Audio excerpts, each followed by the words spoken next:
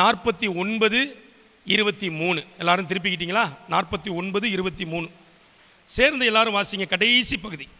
நான் கர்த்தர். எல்லாரும் சேர்ந்து வாசிங்க. நான் கர்த்தர், எனக்கு காத்திருக்கிறவர்கள் வெட்கப்படுவதில்லை என்பதை அப்பொழுது அறிந்து கொள்வாய்.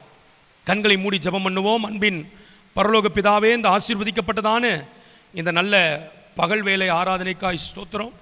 அப்பா, உம்மை தொழுது கொள்ளவும், உம்மை துதிக்கவும், உம்மை மகிமைப்படுத்தவும் நீர் எங்களுக்கு கொடுத்த நல்ல தருணங்களுக்காக உமக்கு ஸ்தோத்திரம். இப்பொழுதும் உம்முடைய வார்த்தையின் மூலம் எங்களோடு பேசும், உம்முடைய நாமத்தை மகிமைப்படுத்தும். இயேசுவின் நாமத்தில் ஜெபிக்கிறோம் எங்கள் ஜீவனுள்ள நல்ல பிதாவே, ஆமேன். கைகளை நல்ல உயர்த்தி சொல்லுங்க, நல்ல சத்தமா சொல்லுங்க, அல்லேலூயா. செய்தியின் தலைப்பு கர்த்தருக்காக காத்திருப்பதில் நம்மை திசை திருப்பும் காரியங்கள். காத்திருப்பது என்பதே மிக கடினமானது. காத்திருப்பது பல காலங்களாய் பல காரியங்களுக்கு நாம் காத்திருப்பது நமக்கு மனதில் இளைப்பை, ஒரு எப்படா நடக்கும் என்கிற சூழ்நிலைகளுக்குள் நம்மை கொண்டு போய் விடுகிறது. ஆனால் எப்பொழுது நடக்கும்? கர்த்தருக்கு காத்திருக்கிறவர்களுக்கு தான் அதிசயமான காரியங்கள், அற்புதமான காரியங்கள், வெட்கப்படாத சூழ்நிலைகள் நடைபெறும். ஆனால் செய்தியின் தலைப்பு என்ன? கர்த்தருக்காக காத்திருப்பதில் நம்மை திசை திருப்பும் காரியங்கள். நான் கர்த்தருக்கு தான் காத்திருக்கிறேன் என்று சொல்லுகிறவர்கள் அநேக காரியங்களில் வெட்கப்பட்டு போவது உண்டு, சோர்ந்து போய் விடுவது உண்டு, உடைக்கப்பட்டு விடுவது உண்டு, நொறுக்கப்பட்டு விடுவது உண்டு, என்ன செய்வதே என்று புரியாத தடுமாற்றங்களுக்குள் போய்விடுவது உண்டு.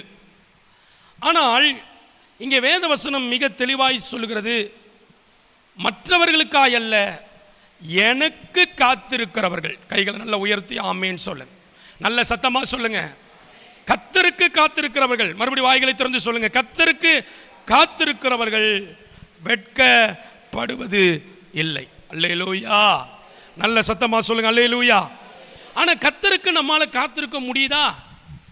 அதில் பலவிதமான டிஸ்ட்ராக்ஷனை பிசாசு கொண்டு வருகிறான், திசை திருப்புதலை பிசாசு கொண்டு வருகிறான். இந்த திசை திருப்புகிற காரியங்களை நாம் நன்கு புரிந்து கொண்டு கர்த்தருக்கே காத்திருக்கிற ஒரு நிலைக்கு நீங்களும் நானும் வரணும். கைகள் நல்ல உயர்த்தி ஆமேன்னு சொல்லுங்க. அதனால தான் வேதம் சொல்லுது, நான் கர்த்தர், எனக்கு காத்திருக்கிறவர்கள் வெட்கப்பட்டு போவதில்லை. காத்திருப்பது ரொம்ப கஷ்டம். ஆனால் நீதிமொழிகளின் புஸ்தகம் 13வது அதிகாரம் 12வது வசனத்தை திருப்புங்கள். நீதிமொழிகளின் புஸ்தகம் 13வது அதிகாரம் 12வது வசனத்தை ஒருவர் சத்தமாக வாசிங்க பார்ப்போம்.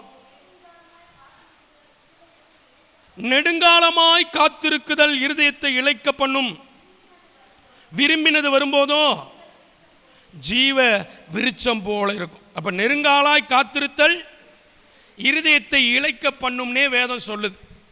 ஆனால் நம்ம யாருக்கு காத்திருக்கிறோம் என்பது முக்கியம். கர்த்தருக்கு நாம் காத்திருப்போம் என்றால் தாமதமானாலும், நெருக்கங்களானாலும், இக்கட்டுகளானாலும் எல்லாவற்றின் முடிவு என்னவென்றால், அவருடைய ஜனங்கள் கர்த்தருக்கு காத்திருப்பதினால், அவருக்கு காத்திருப்பதினால் வெட்கப்பட்டு போவது இல்லை. ஆனால் இரண்டாவது கேள்வி, நாம் கர்த்தருக்கு தான் காத்திருக்கிறோமா என்றால், நாம் கர்த்தருக்கென்று காத்திருக்க முடியாத அளவுக்கு பலவிதமான காரியங்கள் நம்மை திசை திருப்புகிறது. அதை தான் இன்றைக்கு நாம் பார்க்க போகிறோம். யோபுவின் புஸ்தகத்தை பாருங்களேன். 14வது அதிகாரம் 14வது வசனத்தை நீங்கள் தயவாக பார்க்கணும். யோபுவின் புஸ்தகம் 14வது அதிகாரம் 14வது வசனம். யோபுவினுடைய வாழ்க்கையிலும் ஆண்டவர் பற்பல சோதனைகளையும் போராட்டங்களையும் அனுமதித்தாலும் அவர் விரக்தியில் ஒரு காரியத்தை சொல்றார். என்ன சொல்றாரு? யோபு 14:14, மனுஷன் செத்த பின் பிழைப்பானோ? சாகிற வரைக்கும் என்ன பண்ணிட்டு இருக்கீங்க? விட்டுட்டு இருக்கிற மாதிரி தெரியுது ஆண்டவரே. மனுஷன் செத்த பின் பிழைப்பானோ? எனக்கு மாறுதல் எப்போது வரும் என்று எனக்கு குறிக்கப்பட்ட போராட்டத்தின் நாளெல்லாம் நான் காத்திருக்கிறேன். ஆமென். அவர் எதுக்கு காத்திருக்கிறாருங்கிறது தான் முக்கியம். யாருக்கு காத்திருக்கிறார் என்பது தான் முக்கியம். எனக்கு மாறுதல் எப்போ வரும் என்று எனக்கு குறிக்கப்பட்ட போராட்டத்தின் நாளெல்லாம் நான் காத்திருக்கிறேன். ஆனால் வசனம் ஏசாயா 49 சொல்லுது, எனக்கு காத்திருக்கிறவர்கள் வெட்கப்பட்டு போவது இல்லை அப்படின்னு சொல்லப்பட்டிருக்கு. ஏன் ஆண்டவர் இப்படி காத்திருக்கிற அனுபவத்தை, நான் கர்த்தருக்கு காத்திருக்கிறேன் என்று சொன்னாலும் ஏன் காத்திருக்கிற அனுபவத்தை வைக்கிறாருன்னா, ஆண்டவர் நமக்கு அற்புதத்தை ஆயத்தம் பண்ணுவதற்கு முன்பு அந்த அற்புதத்தை பெறுவதற்கு நம்மை ஆயத்தப்படுத்துகிறார். கைகளை நல்லா உயர்த்தி ஆமேன்னு சொல்லுங்க. அந்த அதிசயங்களை பெறுவதற்கு கர்த்தர் நம்மை ஆயத்தப்படுத்துகிறார். அப்போ நல்லா கவனிக்கணும், கர்த்தருக்கு காத்திருக்கிறவர்களுக்கும் கர்த்தருக்கு காத்திருக்கிறேன் என்று சொல்லி திசை திருப்பப்படுகிறவர்களுக்கும் வித்தியாசம் உண்டு. கர்த்தருக்கு காத்திருக்கிறவர்கள் எப்படி இருப்பார்கள்? சங்கீதத்தின் புஸ்தகம் 27வது சங்கீதம் 14வது வசனத்தை நாம் எல்லாரும் திருப்பணும். இந்த திசை திருப்புதலிலிருந்து ஆண்டவர் நம்மை வெளியே கொண்டு வந்தால்தான் சீராய் சமாதானமாய் விடுதலையோடு மாற்றங்களை பார்க்க நம்முடைய முகங்கள் வெட்கப்படாத நிலைக்கு கர்த்தர் கொண்டு வர வல்லவராயிருக்கிறார். ஆனால் காத்திருக்க முடியுதா? கஷ்டம். அந்த காத்திருக்கிறதுல, கர்த்தருக்கே காத்திருக்கிறதுல கர்த்தர் நமக்கு உண்டாக்கி தரணும். சங்கீதத்தின் புஸ்தகம் 27வது சங்கீதம் 14வது வசனம், கர்த்தருக்கு காத்திரு. அங்க பாருங்க, கர்த்தருக்கு காத்திரு. கர்த்தருக்கு காத்திருந்தா என்ன நடக்கும்? அவர் உன் இருதயத்தை என்ன செய்வார்? ஸ்திரப்படுத்துவார். சிலருக்கு காத்திருக்கிறேன் காத்திருக்கிறேன் என்று சொல்லி இருதயம் என்ன ஆகுது? ஊசலாவது. நம்மளாம் மனுஷர்கள். அதான் யோபுவும் சொல்றார், செத்த பிறகு ஒரு மனுஷன் உயிரோடு எழும்புவானோ, காத்திருக்கணும் காத்திருக்கணும் அப்படின்னு சொல்லப்பட்டிருக்க. எப்படி காத்திருக்கிறது? அப்போ நம்ம கர்த்தருக்கு தான் காத்திருக்கிறோம் என்றால் ஒரு வெளிப்புறமான அல்லது உள்புறமான நமக்குள்ளே இருக்கிற ஒரு அடையாளம் என்னவென்றால் இருதயம் ஸ்திரப்பட்டிருக்கும். கைகளை நல்லா உயர்த்தி. ஏனென்றால் யாருக்கு காத்திருக்கிறோம்? கர்த்தருக்கு காத்திருக்கிறோம். இரண்டாவது அடையாளம் என்ன? திடம் மனதாக இருக்கும். அங்கு இங்கு என்ன செய்யாது? அசையாது. அல்லேலூயா. அப்ப திசை திருப்பப்பட முடியுமா? நான் கர்த்தருக்கு தான் காத்திருக்கிறேன் என்று சொல்லி நம்முடைய இருதயம் திசை திருப்பப்பட முடியுமா? இல்லாவிட்டால் திசை திருப்பப்படுவதே தெரியாமல் நான் கர்த்தருக்கு காத்திருக்கிறேன் என்று சொல்ல முடியுமா? சொல்ல முடியும். இந்த ஒரு 3-4 காரியங்களை நாம் தெளிவாய் அலசி ஆராய்ந்து கர்த்தருக்கே காத்திருந்து திடமனதோடு அப்புறம் ஸ்திரப்படுத்தப்பட்ட அனுபவத்தோடு நாம் கர்த்தருக்கு காத்திருக்கிற பொழுது நிச்சயம் அவருக்கு காத்திருக்கிறவர்கள் ஒரு நாளும் வெட்கப்பட்டு போவதில்லை. கைகளை உயர்த்தி ஆமேன்னு சொல்லுங்க. கர்த்தருக்கு காத்திருக்கிறதை நாம் பரிசோதித்து பார்ப்போம். இந்த நல்ல காலவேளையில் நம்முடைய இருதயம் ஊழியமாகட்டும், தரிசனமாகட்டும், குடும்பத்தின் ஆசீர்வாதமாகட்டும், ஒவ்வொரு தேவ பிள்ளைகளுடைய வாழ்க்கையாகட்டும், ஆத்துமா புதிய ஆத்துமாக்கள் ரட்சிக்கப்படுவதாகட்டும், நம்முடைய வாழ்க்கையில் ஆண்டவர் கிரியை செய்வதாகட்டும், நான் கர்த்தருக்கு காத்திருக்கிறேனா, இல்லாவிட்டால் கர்த்தருக்கு காத்திருக்கிறேன் என்ற பெயரில் நான் பற்பல காரியங்களினால் திசை திருப்பப்பட்டிருக்கிறேனா என்பதை கவனிக்க வேண்டும். கர்த்தருக்கு காத்திருக்கிறவர்களுடைய இருதயம் ஸ்திரப்பட்டிருக்கும். கர்த்தருக்கு காத்திருக்கிறவர்கள் திடமனதாய் இருப்பார்கள். சங்கீதத்தின் புஸ்தகம் 37வது சங்கீதம் 7வது வசனம். கர்த்தருக்கு காத்திருக்கிறவர்களுக்கு சில ஆலோசனையும் சில அடையாளத்தையும் கர்த்தர் காண்பிக்கிறார். 37வது சங்கீதம் 7வது வசனத்தை பாருங்களேன். கர்த்தரை நோக்கி அமர்ந்து அவருக்கு காத்திரு. கைகளை உயர்த்தி ஆமேன்னு சொல்லு. இதெல்லாம் நம்மகிட்ட இருக்கான்னு செக் பண்ணணும். காத்திரு காத்திரு என்று சொல்வதற்கு முன்பு ஒவ்வொரு வார்த்தையை ஆண்டவர் கூட்டி சொல்லுகிறார். அவர் உன் இருதயத்தை ஸ்திரப்படுத்தி அப்புறம் திடமனதாய் மாற்றுவாராக. இங்கே சொல்லப்பட்டிருக்கிறது கர்த்தரை நோக்கி அமர்ந்து. அப்படி அமர்ந்திருக்கா நம்முடைய இருதயம்? லேட் ஆகும்போது என்ன செய்யுது? பதறுது. யோபுவுக்கு என்ன செய்தது? உயிர் போற மாதிரி இருக்கு. ஆனால் செத்தவன் உயிரோடு எழும்புவானோ, என் போராட்டத்தின் நாட்கள் முடிவுக்காக ஒரு காரியம் நடைபெற நான் காத்திருக்கிறேன் என்று சொல்கிறான். அப்போ கர்த்தருக்கு காத்திருக்கும் போது நம்ம வாழ்க்கையில் சம்பந்தம் இல்லாமல் எதிர்மறையாக பல காரியங்கள் நடக்கும். ஆனால் நீங்கள் கர்த்தருக்கு காத்திருப்பது உண்மையானால் உங்கள் இருதயம் ஸ்திரமாக இருக்கும். கைகளை உயர்த்தி ஆமேன்னு சொல்லுங்கள். உங்கள் இருதயம் திடமானதாக இருக்கும். அது அங்கேயும் இங்கேயும் அசையாது. நம்முடைய இருதயம், நம்முடைய ஆவி, நம்முடைய ஆத்துமா அமர்ந்து இருக்கும். கைகளை நல்ல உயர்த்தி ஆமேன்னு சொல்லுங்க. அல்லேலூயா. நல்ல சத்தமாக சொல்லுங்க. அல்லேலூயா. கர்த்தரை நோக்கி அமர்ந்து அப்புறம்தான் கர்த்தருக்கு காத்திரு. இருதயம், நாம, நம்முடைய ஆத்துமா, நம்முடைய ஆவி அமர்ந்திருக்கிறதா இல்லாவிட்டால் தத்தளிக்கிறதா?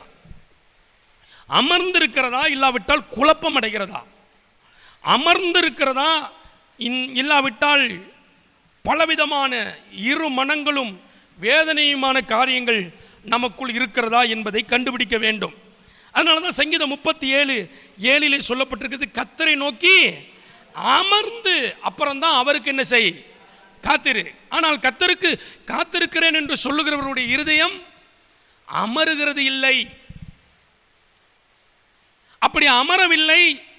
எனக்குள் 1000 பிரச்சனைகள் நடந்தாலும் கர்த்தர் செய்வார் என்ற ஒரு அமைதி, ஒரு அமர்தல், ஒரு இளைப்பாறுதல் இல்லை என்றால் நாம் கண்டுபிடித்து விட வேண்டும், நம்முடைய மனம் இன்னும் போதுமான அளவுக்கு யாருக்கு காத்திருக்கவில்லை? கர்த்தருக்கு காத்திருக்கவில்லை. ஆண்டவர் சொல்றார், எனக்கு காத்திருக்கிறவர்கள் வெட்கப்பட்டு போவது இல்லை. கைகளை நல்லா உயர்த்தி ஆண்டவரை மகிமைப்படுத்துங்க. கர்த்தருடைய நாமத்துக்கு ஸ்தோத்திரம் உண்டாகட்டும். ஆபிரகாம் என்ற ஒரு தேவ மனிதனை குறித்து முழுவதும் பார்த்து இன்றைக்கு நான் முடிக்க போகிறேன். நல்லா நீங்கள் தயவாக கவனிக்கணும்.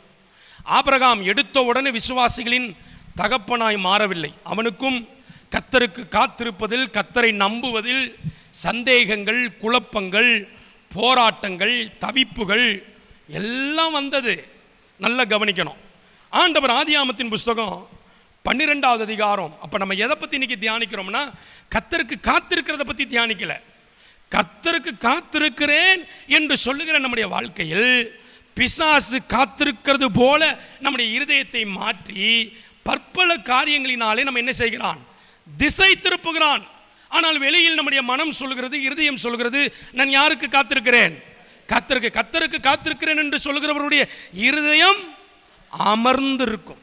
கர்த்தருக்கு காத்திருக்கிறேன் என்று சொல்லுகிறவருடைய ஆத்துமா 1000 வெளியே சுற்றி நடந்தாலும் கர்த்தரை நம்பி ஸ்திரமாயிருக்கும். ஆமேன்னு சொல்லுங்க. அத்தனை யுத்தங்களை அவங்க வெளியே பார்த்தாலும் அவங்க இருதயம் திடமானதாக இருக்கும். கைகளை நல்லா உயர்த்தி ஆண்டவரை மகிமைப்படுத்துங்க. அல்லேலூயா. இந்த ஸ்திரம், இந்த அமர்ந்திருத்தல், இந்த திடம் இருந்தாதான் ஆண்டவர் ஒரு காரியத்தை நமக்குன்னு செய்ய முடியும். ஏனென்றால் ஆண்டவருக்கு இதெல்லாம் நம்மிடத்தில் எதிர்பார்க்கிற அடையாளங்கள். ஆமேன். அப்போ நம்ம எல்லாரும் காத்திருக்க முடியுமா? ரொம்ப கடினம்.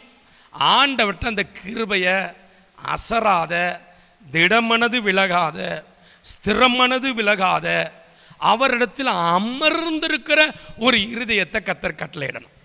கைகளை நல்லா உயர்த்தி ஆண்டவரை மகிமைப்படுத்துங்க. அல்லேலூயா. ஸ்தோத்திரம்.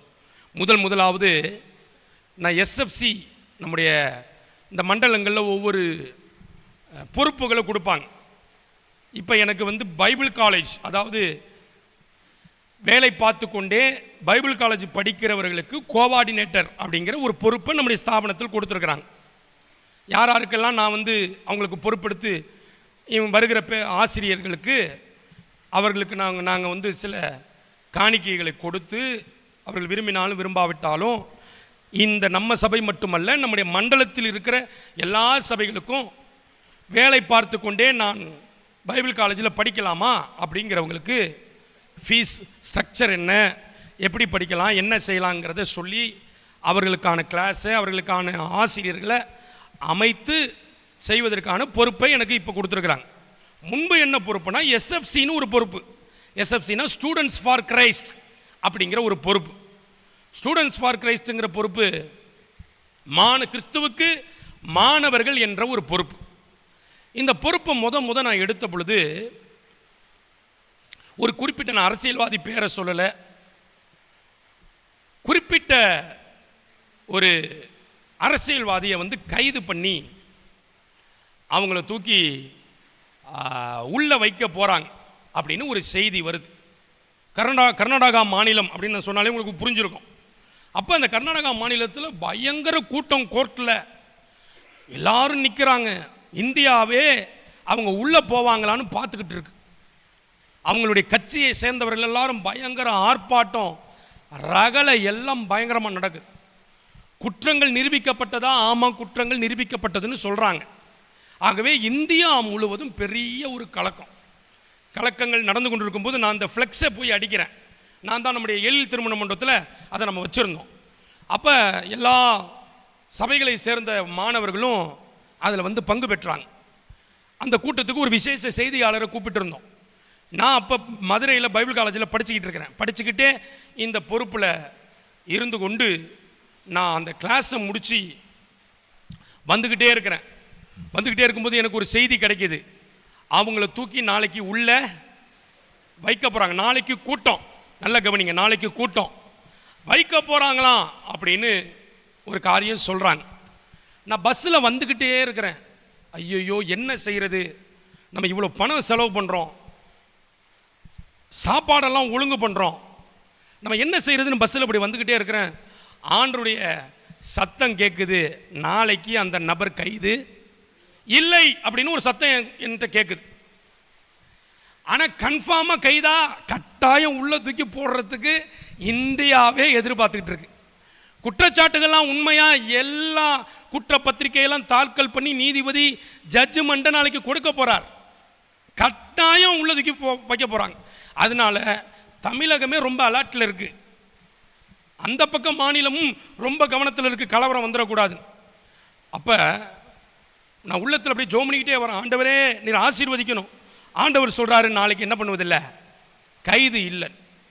சரி ரைட்டு, கர்த்தர் சொல்லிட்டார், நம்ம நடத்துவோம் அப்படின்ட்டு போகிறேன். திடீர்னு ஒரு பாஸ்டர்லேருந்து ஃபோன் வருது, உங்களுக்கு தெரியுமா நாளைக்கு கைது, அந்த நபர் கைது.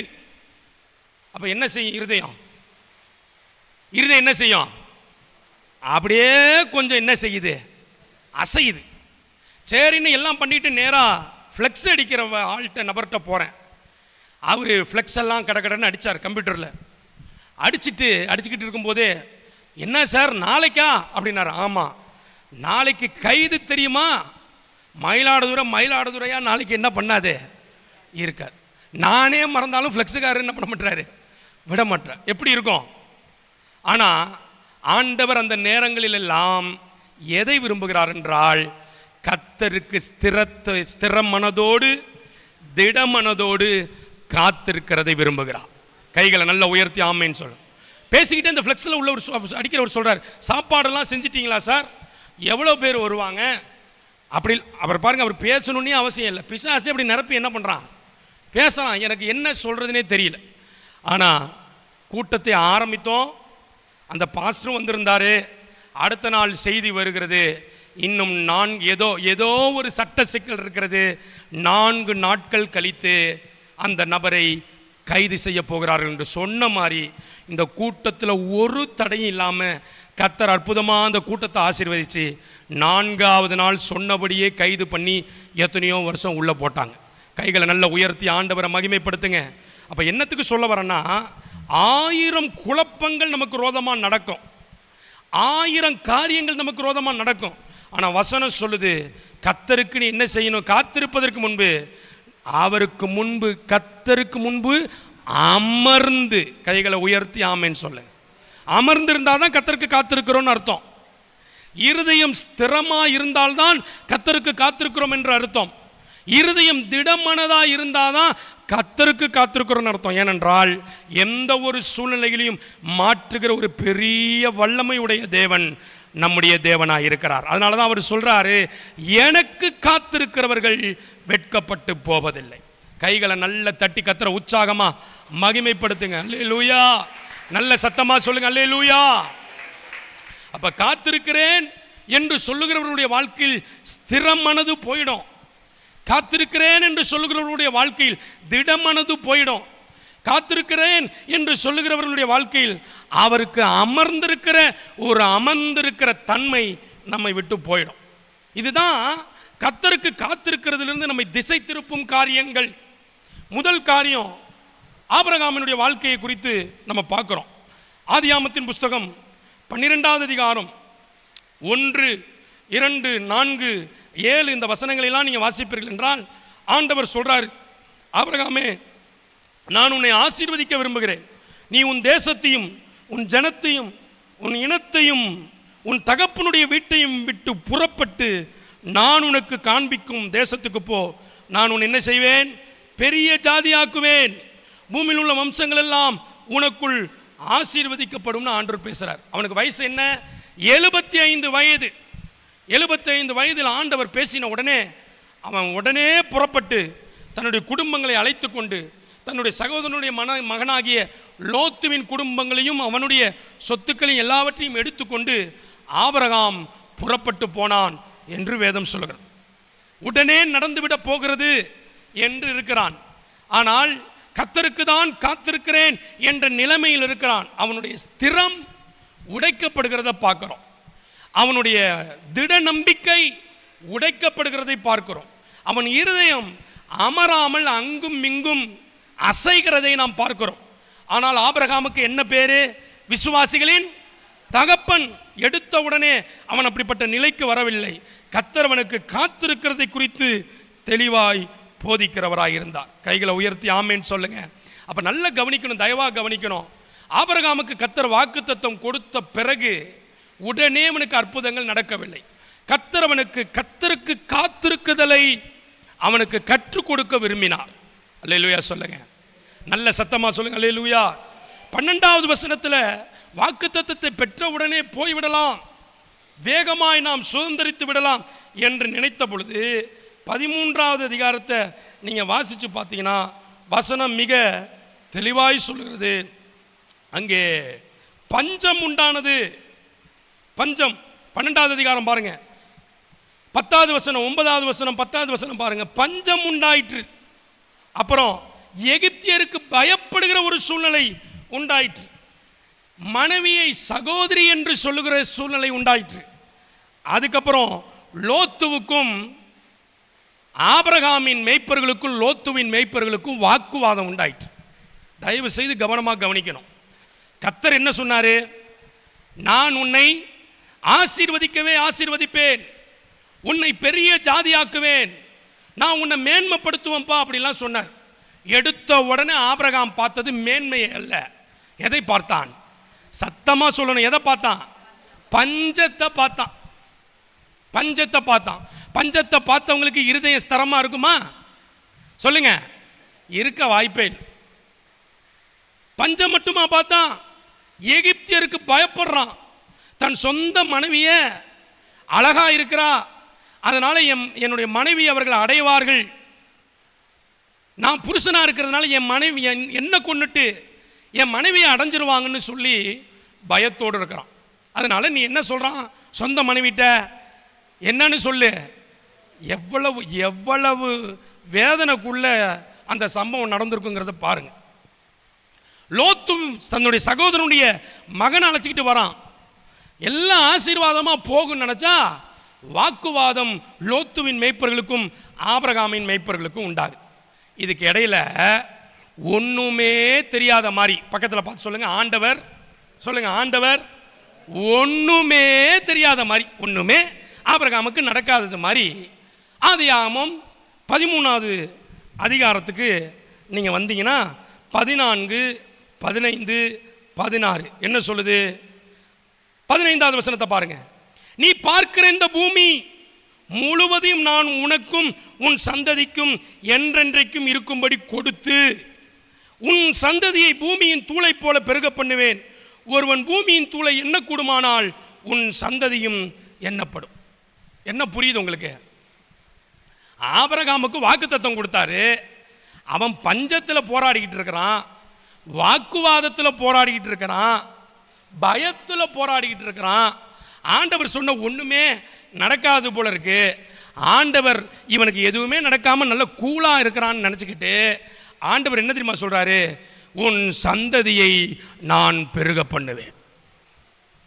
ஆபிரகாமுக்கு எப்படி இருந்திருக்கும் சொல்லுங்க?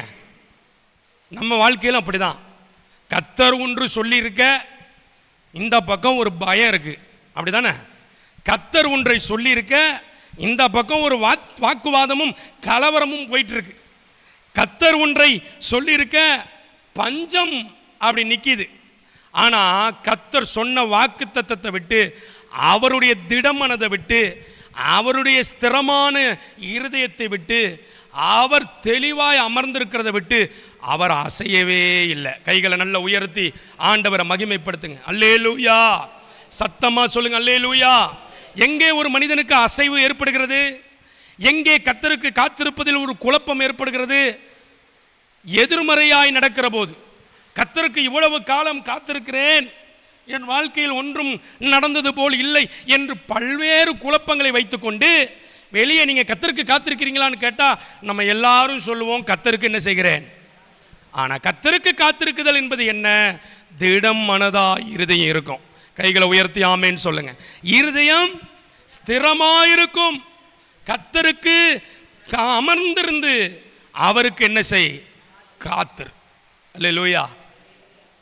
ஆண்டவர் ஒண்ணுமே நடக்காது போல காரியத்தை செய்கிறார். ஆண்டவர் சொல்றார் 14வது வசனம், 15வது வசனம், 16வது வசனம், உன் சந்ததி பூமியின் தூளை போல பெருக பண்ணுவேன். ஒருவன் பூமியின் தூளை எண்ணக்கூடுமானால் உன் சந்ததியும் எண்ணப்படும். இங்க நான் பேசுறத கவனமா கவனிங்க. பிள்ளைக்கு பேசிக்கிட்டு இருக்கிறார். இங்க மனைவியே பறி போற மாதிரி இருக்கு. யாருக்கு? நான் சொல்றது புரியுதா இல்லையா? மனைவியே பறி போற. மனைவி இருந்தால் தான் புள்ளைய பத்தி பேசிட்டு இருக்கிறார். இங்க பேசிக்கிட்டு இருக்கிறான் எகிப்து ஜனங்கள்கிட்ட. இல்லை இவ என் சகோதரி, திடீர்னு தங்கச்சின்ட்டான், அவளே முழிச்சிட்டா. அடப்பாவி, கல்யாணம் பண்ணிட்டு வந்து தங்கச்சியா அப்படின்னு. அப்ப பாருங்க, பிள்ளைக்கு பேசிட்டு இருக்கிறார், இங்க மனைவியே போயிடுமோ அப்படிங்கிற ஒரு சூழ்நிலை. ஆனா இந்த சூழ்நிலையில் ஆபிரகாம்கிட்ட கர்த்தர் எதிர்பார்த்தது என்ன தெரியுமா? கர்த்தருக்கு காத்திரு. கைகளை நல்ல உயர்த்தி ஆமேன்னு சொல்லுங்க. கர்த்தருக்கு காத்திருக்க முடியாமல் பலவிதமான திசை திருப்பும் காரியங்கள் நடைபெறுகிறது. அந்த நேரங்களில் உங்கள் கண்கள், இருதயம் அவருக்கு முன்பாய் அமர்ந்திருக்க வேண்டும். கைகளை நல்ல உயர்த்தி ஆமேன்னு சொல்லுங்க. அவருக்கு முன்பாய் ஸ்திரமாயிருக்க வேண்டும். அவருக்கு முன்பாய் திடமாய் இருக்க வேண்டும். அசையாம இருக்கணும். அதான் கர்த்தருக்கு காத்திருத்தல். இதை ஆண்டவர் சொல்லிட்டு மறுபடியும் போயிடுறார். திடீர்னு பார்த்தா அடுத்து லோத்துவின் குடும்பம் பிரிஞ்சு வேற இடத்துக்கு போயிடுச்சு. கொஞ்ச நாள் கழித்து கேள்விப்படுறான், லோத்துவின் குடும்பத்தோட பல ராஜாக்கள் மோதி கொண்டு இந்த லோத்துவின் குடும்பத்தை சிறப்பிடிச்சு கொண்டு போயிட்டாங்க. என்ன செய்யறதுனே தெரியல. ஆபிரகாம் நினைச்சிருக்கலாம், என்னடா ஆண்டவர் ஒரு வாக்குத்தத்தம் கொடுத்துருக்க, இதை செய்வேன்னு சொல்லியிருக்க, நம்ம காரியத்திலையும் பிரச்சனை, இவனை அழைச்சிட்டு வந்து இவன் பிரிஞ்சு போனான்னு பார்த்தா எல்லாரும் சிறை பிடிச்சிட்டு போயிட்டாங்களே அப்படி தோணி இருக்கும். ஆனா வேதவசனம் சொல்லுது, மறுபடியும் எல்லாவற்றையும் திருப்பி மீட்டு கொண்டான் என்று வாசிக்கிறோம். அப்ப இப்படி சில குழப்பங்கள் நடந்து கொண்டிருக்கிற பொழுது முதல் காரியம் நமக்கு இப்படிப்பட்ட குழப்பங்களிலே எதை தெரியுமா தோணு வைக்குது? கர்த்தருக்கல்ல அற்புதத்திற்கு காக்க வைக்கிறது. முதல் காரியம் என்ன? இவ்வளோ குழப்பங்களிலும் நமக்குள்ள தோன்ற ஒரு காரியம் என்னன்னா, கர்த்தருக்கு காத்திருக்குதல் வர்றதில்லை. ஏன் வர்றதில்லை? பயமும் திகிலும் குழப்பமும் யுத்தமும் வேதனையும் சிறைப்பிடிக்கப்பட்டு போகிற அனுபவமும் பஞ்சத்தையும் பார்க்கும்போது யோபுவை போல எப்படா அற்புதம் வரும்னு என்ன செய்ய வைக்குது? மனம் காத்திருக்க வைக்குது. அப்ப என்ன குறைபடுது? கர்த்தருக்கு காத்திருக்குதல் சற்று நம்மை விட்டு விலகுகிறது. கர்த்தருக்கு காத்திருக்கிறவர்கள் என்ன நடந்தாலும் அவரையே பார்த்து கொண்டிருப்பார்கள். கைகளை உயர்த்தி ஆமேன்னு சொல்லுங்க. நீங்க கர்த்தருக்கு காத்திருக்கிறதுல கொஞ்சம் டிஸ்ட்ராக்ஷன் வந்துருச்சுன்னா பிசாசு அந்த வித்தியாசத்தை அறிய விட மாட்டான். எந்த காரியத்திற்கு காத்திருக்க வைப்பான்? அற்புதத்திற்கு காத்திருக்க வைப்பான். சொல்றதே உண்மை புரியல அப்படின்னு நினைக்கிறீங்களா? இப்ப நான் உங்களுக்கு சொன்னா புரியும். ஆதியாகமத்தின் புஸ்தகம் 15வது அதிகாரம், இதான் முதல் பிசாசு திசை திருப்புகிற காரியம். 15வது அதிகாரம் வேதத்தை பாருங்க, 1-2 வசனங்கள். இந்த காரியங்கள் நடந்த பின்பு, எந்த காரியங்கள் நடந்த பின்பு? சிறையிருப்பின் காரியத்தில் விடுதலை. அதுலேயும் ஆண்டவர் பேசாமல் இருக்கிறார். நம்மளாம் இருந்தால் என்ன பண்ணிடுவோம்னு நினைக்கிறீங்க? மனுஷீகத்தில் என்ன பண்ணிடுவோம்? நேராக பெட்டி படுக்கைகள்லாம் எடுத்துக்கிட்டு மறுபடியும் எந்த வீட்டுக்கு போயிடுவோம்? தகப்பன் வீட்டுக்கு. அதான் பின்மாற்றம், அதான் சோர்வு. இன்னைக்கு அநேகருடைய காரியங்களில் பயங்களும் திகில்களும் குழப்பங்களும் இருந்து கொண்டிருந்தாலும் சமாதானம் இல்லாமல், அவர்கள் வாழ்க்கையில் ஒரு நம்பிக்கை இல்லாமல் போவதற்கு காரணம் என்னவென்றால், கர்த்தருக்கு காத்திருக்கிற தன்மைகள் திசை திருப்பப்படுகிறது. ஏன்? யுத்தத்தை பார்க்கிற போது, பஞ்சங்களை பார்க்கிற போது, குழப்பங்களை பார்க்கிற போது, வேலையிலே கடினங்களை பார்க்கிற போது, நம்முடைய வாழ்க்கையின் பாதைகளிலே சூறாவளிகளை பார்க்கிற பொழுது, நம்முடைய நம்பிக்கை காத்திருக்குதல் கர்த்தர் மேலே அல்ல, அற்புதத்தைக்காக காத்திருந்து பெற துடிக்கிறது. ஆதியாகமத்தின் புஸ்தகம் 15வது அதிகாரம் 1-2 இவைகளெல்லாம் நடந்த பின்பு பாருங்க, இந்த எந்த பிரச்சனையிலையும் ஆண்டவர் எதிலையும் சம்பந்தப்படலை, பஞ்சத்திலையும் பேசாமல் இருக்கிறார். எல்லா பஞ்சம்லாம் முடிஞ்ச பின்பு ஆபிரகாமுக்கு ஆண்டவர் தரிசனமாகி மணலின் தூணை போல உன் சந்ததியை பெருக பண்ணுவேங்கிறார். இங்கேயும் பாருங்க, கர்த்தர் எல்லா காரியங்களும் முடிந்த பின்பு, சிறையிருப்பில் இருந்தெல்லாம் ஜனங்களை மீட்டு கொண்ட பின்பு 15வது அதிகாரத்தில் ஆண்டவர் இந்த காரியங்கள் நடந்த பின்பு கர்த்தருடைய வார்த்தை ஆபிரகாமுக்கு தரிசனத்தில் உண்டாகி, அவர் ஆபிரகாமே, எல்லாரும் வாசிங்க, நீ பயப்படாதே, நான் உனக்கு கேடகமும் உனக்கு மகா பெரிய பலனுமா இருக்கிறேன் அப்படின்னு. இப்போ ஆண்டவர் இதை சொல்லிட்டார்னா அவன் என்ன சொல்லியிருக்கணும்? சோத்திர ஆண்டவரே, ரொம்ப நல்லது ஆண்டவரேன்னு சொல்லியிருக்கணும். அவனுக்கு இப்போ கர்த்தருக்கு காத்திருக்கிறதுலாம் என்ன இல்லை, மைண்டு இல்லை. ஆண்டவரே தரிசனமாகி வந்து நிற்கிறார். ஆண்டவரே மறுபடியும் வாக்குத்தத்தம் கொடுக்கிறார். அவன் கேட்ட கேள்வி என்ன தெரியுமா? 2வது வசனத்தை பாருங்க. அதற்கு ஆபிரகாம், கர்த்தராகிய ஆண்டவரே, அடியேனுக்கு என்ன தருவீர்? மைண்ட் எங்கே போயிடுச்சு இப்போ?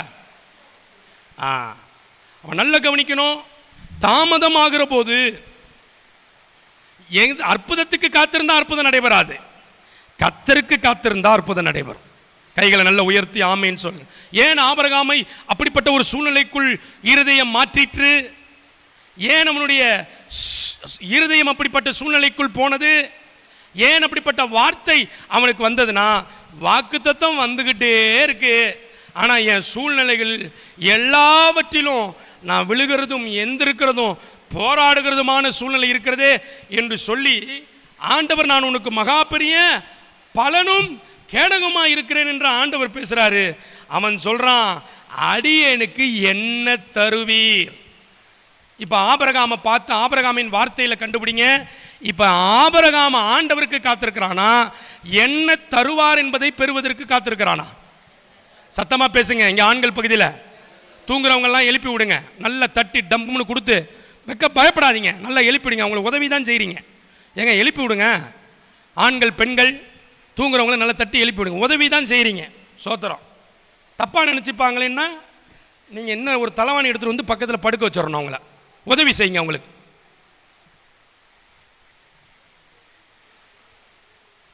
நல்ல கவனிங்க. என்ன தருவீர்னு மைண்டு போயிடுச்சு. நல்ல கவனிக்கணும். வேத வசனம் மிக தெளிவாய் சொல்லுகிறது.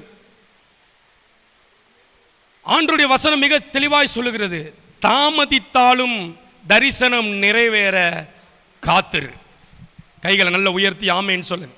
குறித்த காலத்திற்கென்று தரிசனம், குறித்த காலத்திற்கென்று தேவன் வைத்திருக்கிற ஆசீர்வாதம், குறித்த காலத்திற்கென்று தேவன் வைத்திருக்கிற நோக்கம், குறித்த காலத்திற்கென்று தேவன் வைத்திருக்கிற திட்டம் நம்ம வாழ்க்கையில் பலமா நிறைவேறும். ஒரு அல்லேலூயா சொல்லுங்க.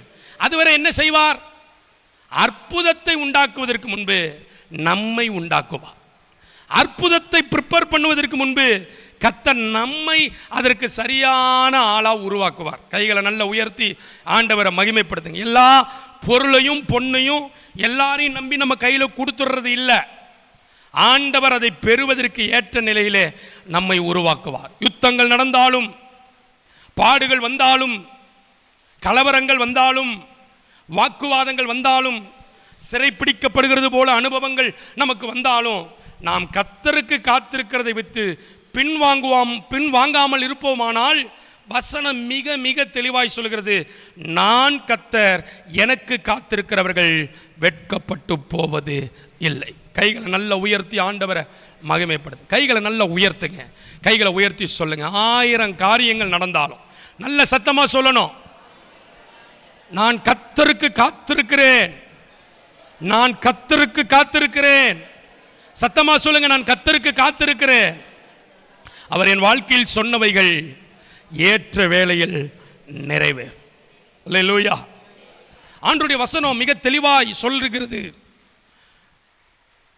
உன் நினைவுகள் என்னுடைய நினைவுகள் அல்ல. அவர் ஒரு நினைவு வச்சிருப்பார், அவர் ஒரு திட்டம் வச்சிருப்பார், அவர் ஒரு நோக்கம் வச்சிருப்பார். அது சிறப்பானதா இருக்கும். ஆமென் சொல்லுங்க. அது ஏற்ற வேளையில் நிறைவேறும் போது நீதிமொழிகளில் நாம் வாசித்த வசனத்தின் பிரகாரம் அது ஜீவ விருட்சம் போல இருக்கும். நம்புறவங்க ஆமென் சொல்லுங்க. அல்லேலூயா. வாழ்க்கையில் ஜீவ விருட்சத்தை கர்த்தர் வளர செய்வார். ஊழியத்தில் ஜீவ விருட்சத்தை கர்த்தர் வளர செய்வார். நீங்கள் நம்பிக்கொண்டிருக்கிற காரியங்களில் கர்த்தர் ஜீவ விருட்சத்தை வளர செய்வார். அப்ப ஏன் இப்படிப்பட்ட ஒரு சூழ்நிலையை, வார்த்தையை இவ்வளோ பெரிய தேவ மனுஷன் ஆண்டவர் தரிசனம் ஆகிறாரு, ஆண்டவர் பேசுகிறாரு, நான் உனக்கு பலன், நான் உனக்கு கேடகம் என்று பேசும்போது எனக்கு என்ன தருவீர் என்று ஏன் கேட்கிறான்?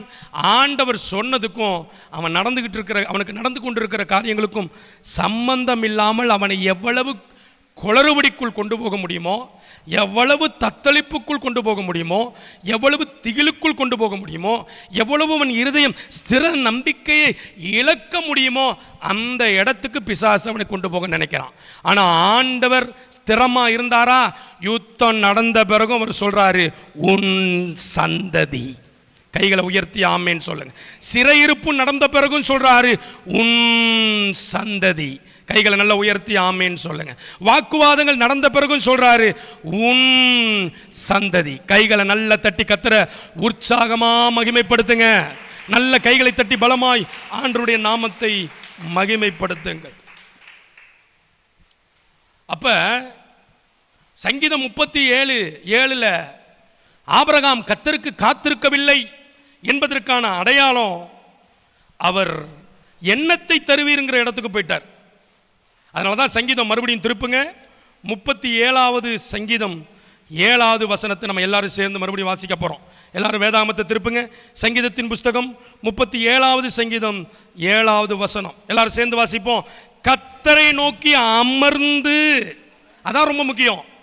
கர்த்தரை நோக்கி எது நடந்தாலும் அமர்ந்து, நம்முடைய ஆத்துமா அமர்ந்து அங்க இங்க ஊசலாடக்கூடாதுங்க.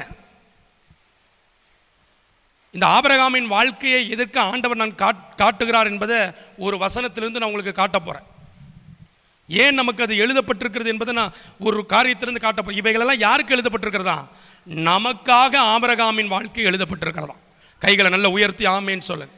மிக தெளிவாக பவுல் அது சொல்றார். நமக்காக திஸ்தாந்தமாக, அடையாளங்களாக அது எழுதப்பட்டிருக்கிறது ஆபிரகாமின் வாழ்க்கை. அப்ப அவனுக்கு ஒன்று நடக்குமானால் நமக்கும் ஒன்று நடக்க வைக்க கர்த்தர் வல்லவர். ஆனால் ஏன் நமக்குள்ள சமாதானம் இல்லை? ஏன் நமக்குள்ள மனம் குழம்புகிறது? ஏன் நமக்குள்ள மனம் திகிலடைகிறது என்றால், நம்ம இருதயம் என்ன ஆகல? செட்டில் ஆகல. கர்த்தருக்கு காத்திருக்கிறவர்களுடைய இருதயம் ஸ்திரமா இருக்கும். கர்த்தருக்கு காத்திருக்கிறவர்களுடைய இருதயம் திடமனதோடு இருக்கும். அதனால தான் வசனம் சொல்கிறது, நீதிமானுக்கு என்ன உண்டு? திட நம்பிக்கை உண்டு. ஆனால் நம்ம வாயால் சொல்கிறோம், ஆனால் வாழ்க்கை போகிற போக்க பார்த்தா நமக்கு அங்கேயும் இங்கேயும் அசைவுமானால் நாம் கர்த்தருக்கு காத்திருக்கவில்லை. எதற்கு காத்திருக்கிறோம் என்றால் அற்புதத்திற்கு காத்திருக்கிறோம். அற்புதத்திற்கு காத்திருப்பது என்பது வேறு, கர்த்தருக்கு காத்திருப்பது என்பது வேறு. அற்புதத்திற்கு காத்திருக்கிறவர்கள் கொஞ்சம் அசைவு வந்தாலும் பயந்துருவாங்க. நடக்காம போயிடுமோ, மாறாம போயிடுமோ, கொஞ்சம் குழப்பம் வந்தாலும் திகில் அடைஞ்சிருவாங்க. கர்த்தருக்கு காத்திருக்கிறவர்கள் என்ன தெரியுமா சொல்லுவாங்க?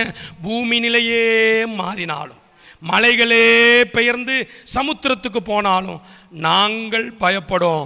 யாக்கோபின் தேவன் எங்களுக்கு உயர்ந்த அடைக்கலமாயிருக்கிறார். ஒரு அல்லேலூயா. சத்தத்தை உயர்த்தி சொல்லுங்க ஆமென். கர்த்தருக்கு காத்திருக்குதல் ஒரு கலை. கர்த்தருக்கு காத்திருக்குதல் ஒரு ஆசீர்வாதம். கர்த்தருக்கு காத்திருக்குதல் ஒரு பயிற்சி. கர்த்தருக்கு காத்திருக்குதல் நம்மை மேலான ஆவிக்குரிய யுத்த வீரர்களாய், புருஷர்களாய், ஸ்திரீகளாய் மாற்றும் என்பதை மறந்து விடாதீர்கள். நல்ல மனதில் ஏற்றிக்கிட்டு போங்க. ஆண்டவர் சொன்ன பிறகுதான் பஞ்சம், ஆண்டவர் சொன்ன பிறகுதான் வாக்குவாதம், ஆண்டவர் சொன்ன பிறகுதான் பயம், எகிப்தியருக்கு பயப்படுற காரியம், ஆண்டவர் சொன்ன பிறகுதான் யுத்தம், ஆண்டவர் சொன்ன பிறகுதான் சிறையிருப்பு. ஆனால் வசனம் கூலா சொல்லுது, இவைகள் எல்லாம் நடந்த பின்பு. அப்படின்னா ஆண்டவர் யுத்தத்தையும் காதில் வாங்கல, சிறையிருப்பையும் காதில் வாங்கல, எதையும் காதில் வாங்கல. ஆனால் என்ன செஞ்சாரு? எல்லா யுத்தத்திலையும் அவனுக்கு பலன் கொடுத்தார். ஆமேன் சொல்லுங்க. எல்லாவற்றிலும் அவன் விழுந்து போகாதபடி கிருபை அவனை தாங்கிக் கொண்டே வருகிறது. அவருக்கு நோக்கமெல்லாம் உங்களை எதற்கு அழைச்சாரோ அந்த நோக்கத்தை நிறைவேற்றுவது. கைகளை நல்ல உயர்த்தி ஆமேன் சொல்லுங்க.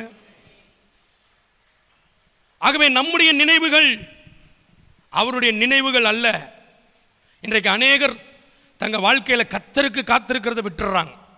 அதனால தான் பவுல் சொல்றாரு, இம்மைக்காக மாத்திரம் கர்த்தரை நாம் தேடுவோமானால் நம்மை போல பரிதவிக்கத்தக்க நபர்கள் இந்த உலகத்தில் யாருமே இல்லை. அவருக்கு காத்திருக்கணும், அவருக்கு காத்திருக்கணும்.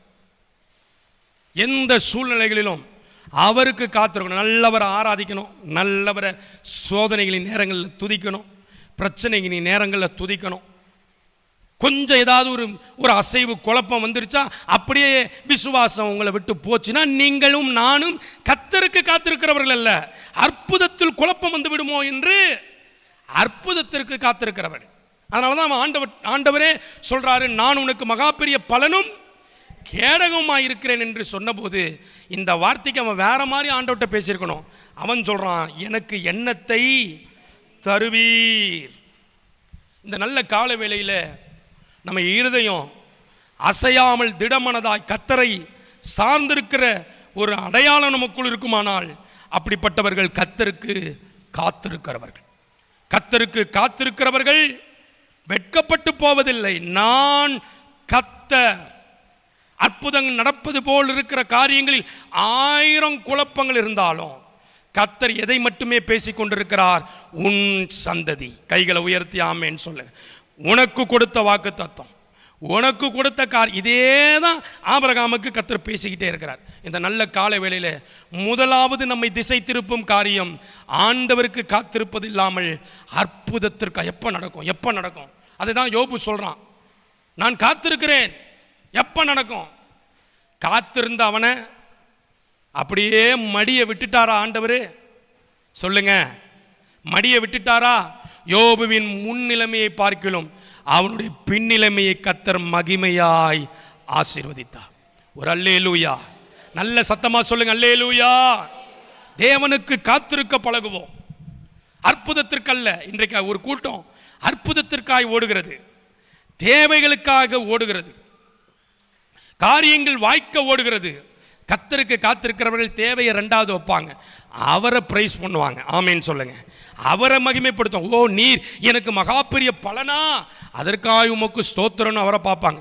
ஓ நீர் எனக்கு மகா பெரிய கேடகமா, அதற்காக உமக்கு ஸ்தோத்திரம் ஆண்டவரே அப்படின்னு ஆண்டவரை பார்ப்பாங்க. இவன் பார்த்தான், நீர் தரிசனம் எப்போ பார்த்தாலும் ஆயிட்டு இருக்கிறீர், அதெல்லாம் இருக்கட்டும், எனக்கு எப்போ பிள்ளைய தருவீர். இது கர்த்தருக்கு காத்திருப்பது அல்ல.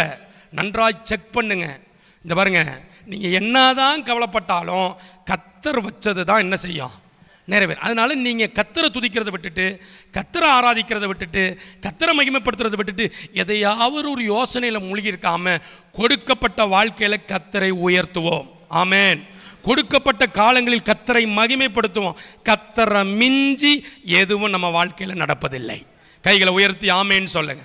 கர்த்தரை மிஞ்சி நடக்காது. அல்லேலூயா. அப்போ அற்புதத்தை வரவேற்கணுமா? அற்புதம் செய்கிறவரை வரவேற்கணுமா? அற்புதம் செய்கிறவரை வரவேற்கணும். கைகளை நல்ல உயர்த்தி ஆமேன்னு சொல்லு. நல்ல கைகளை உயர்த்தி கண்களை மூடி, உம்மை நான் பார்க்கிறேன். எல்லாரும் வாய்களை திறந்து சொல்லுங்க, உம்மை நான் பார்க்கிறேன், உமக்கு நான் காத்திருக்கிறேன். நல்ல நான் சொல்ற வார்த்தையை சொல்லுங்க, உம்மை நான் பார்க்கிறேன், உமக்கு நான் காத்திருக்கிறேன். நீர் கர்த்தர், உமக்கு காத்திருக்கிறவர்கள் வெட்கப்பட்டு போவதில்லை. 2வது, கர்த்தருக்கு காத்திருக்கிறேன் என்று சொல்லுகிறவர்களில் பிசாசு திசை திருப்பும் 2வது காரியம். அதே வசனத்தை பாருங்க, ஆதியாகமத்தின் புஸ்தகம் 15வது அதிகாரம் 2வது வசனத்தை நீங்க திருப்பணும். கர்த்தருக்கு காத்திருக்கிறேன் என்று சொல்லப்பட்டவன் தான் வாக்குத்தத்தத்தை பெற்றவன் தான். தம்பி பிரைவேட்டில் தானே இருக்கு, அப்புறம் மாற்றிக்கலாம்ல பிரைவேட்டில். சரி, வாக்குத்தத்தத்தை டக்குனு கரண்ட் போகும், அதுக்கு சொல்கிறேன். வாக்குத்தத்தத்தை பெற்றவன் தான். ஆனால் 15வது அதிகாரத்தில் என்ன சொல்லுகிறான்? 2வது வசனத்தை தயவா பாருங்க. அதற்கு ஆபிரகாம், கர்த்தராகிய ஆண்டவரே, அடியேனுக்கு என்ன தருவீர்? அற்புதத்தின் மேல கண்ணு போயிடுச்சு, அவனுக்கு பயம் வந்துருச்சு. ஏன் அற்புதத்தின் மேல கண்ணு போச்சு? நடந்துட்டு இருக்கிற காரியம் அவ்வளவு குழப்பம், அவ்வளவு திகில், அவ்வளவு யுத்தம், அவ்வளவு நாட்கள் போய்கிட்டே இருக்கு. 75வது வயதில் ஆண்டவர் அவனுக்கு தரிசனமாகி பேசுறார். இந்த பிரசங்கத்தில் நீங்களும் நானும் கர்த்தருக்கு காத்திருப்பதில் வருகிற திசை திருப்புகிற காரியத்தையும் கற்றுக்கணும்.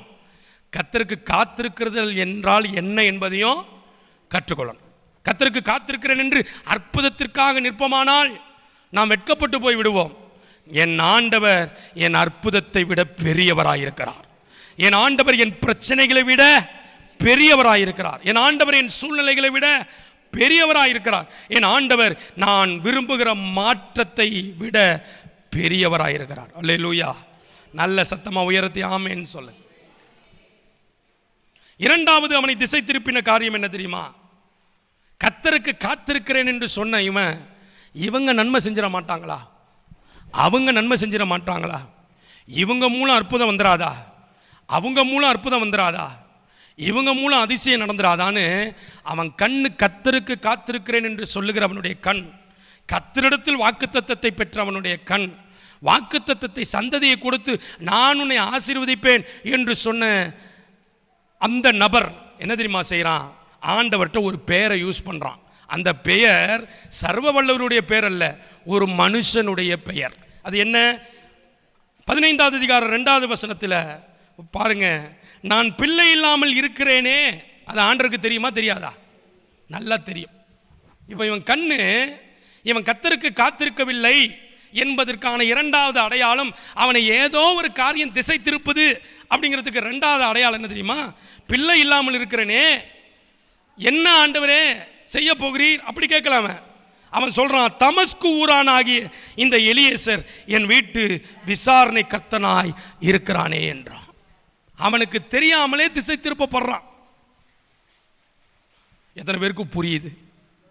அவனுக்கு தெரியாமலே திசை திருப்பப்படுறான். அவனுக்கு தெரியாமலேயே அற்புதத்தின் மேல் அவன் கண்ணு போகுது.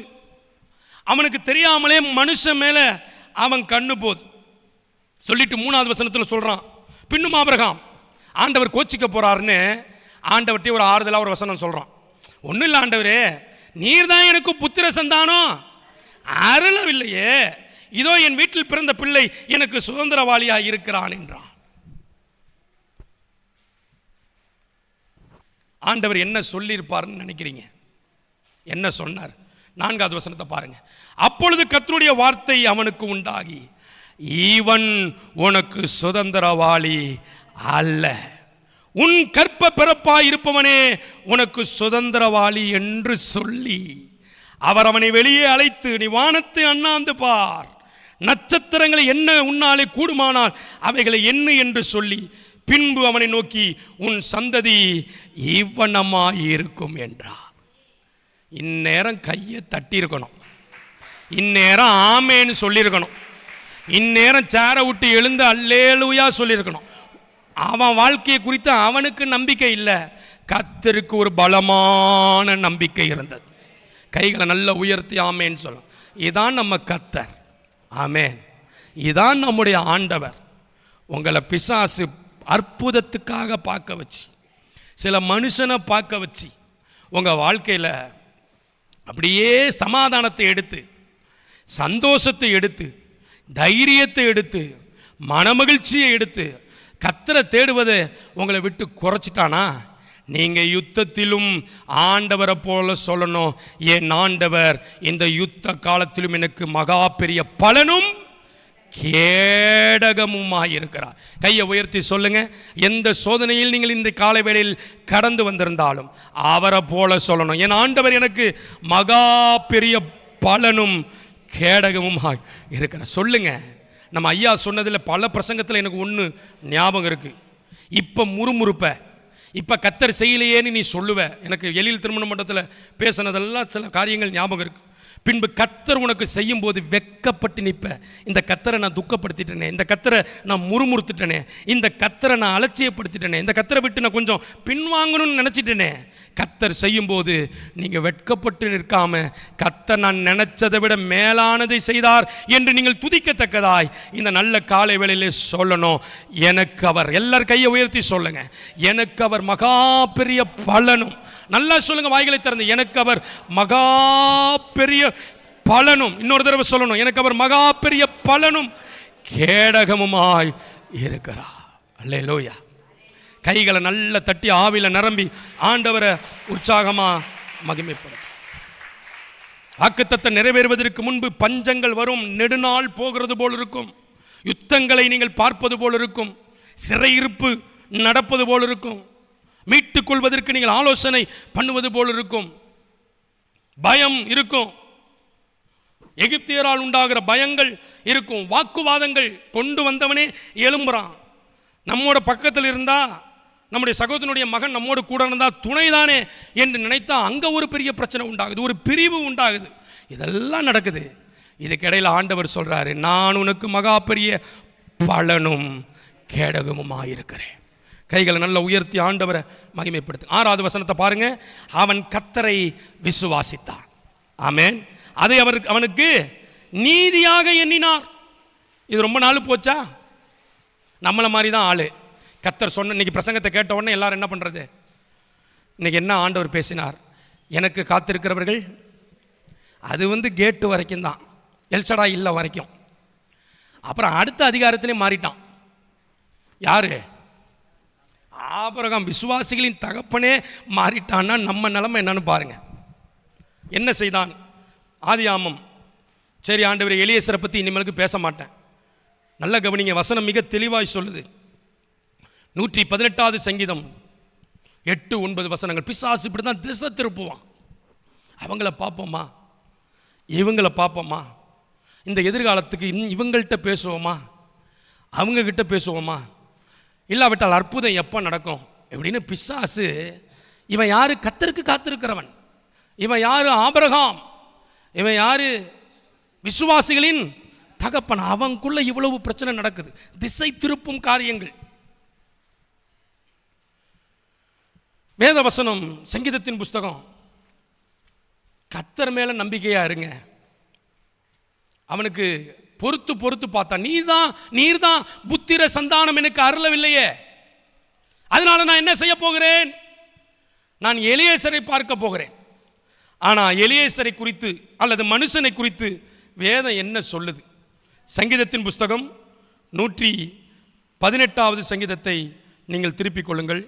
8-9 வசனத்தை தயவா நீங்கள் வாசிக்கணும். கர்த்தர் பிரசங்கத்தை கேட்டுக்கொண்டிருக்கும் போதே, வார்த்தையை கேட்டுக்கொண்டிருக்கும் போதே நம்முடைய இருதயத்தை மறுரூபப்படுத்துவாராக. ஆமென். கர்த்தருக்கு காத்திருக்க பயிற்சி கொடுப்பாராக. கர்த்தருக்கு காத்திருக்கிற ஒரு தைரியத்தை, கர்த்தருக்கு காத்திருக்கிற ஒரு ஸ்திரத்தை, கர்த்தருக்கு காத்திருக்கிற ஒரு திடத்தை, கர்த்தருக்கு காத்திருக்கிற ஒரு அமைதலை, ஒரு அமர்ந்திருக்கிற அனுபவத்தை கர்த்தர் நமக்கு கட்டளையிடுவாராக. சங்கீதத்தின் புஸ்தகம் 118வது சங்கீதம் 8-9 வசனங்களை வாசிப்போம். எல்லாரும் சேர்ந்து வாசிங்க. மனுஷனை நம்புவதை பார்க்கிலும், நல்ல அழுத்தம் திருத்தமா வாசிக்கணும். மனுஷனை நம்புவதை பார்க்கிலும் கர்த்தர் பேரில் பற்றுதலாக இருப்பதே நலம். இன்னும் கொஞ்சம் கூட ஆண்டவர் சொல்றார். 9வது வசனம், மனுஷனை விட மேலான ஆளு.